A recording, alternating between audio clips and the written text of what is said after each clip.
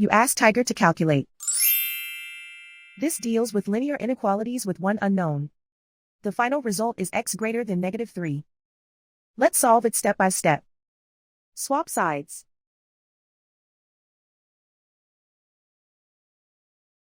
Group all constants on the right side of the inequality. Subtract 13 from both sides.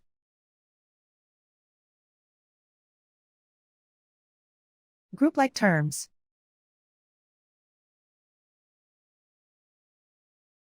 Simplify the arithmetic.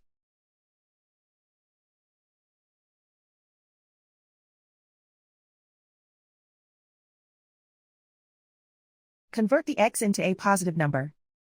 Multiply both sides by -1. Whenever you multiply or divide by a negative, reverse the inequality sign.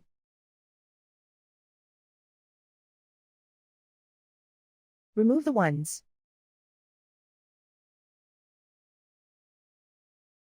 Simplify the arithmetic.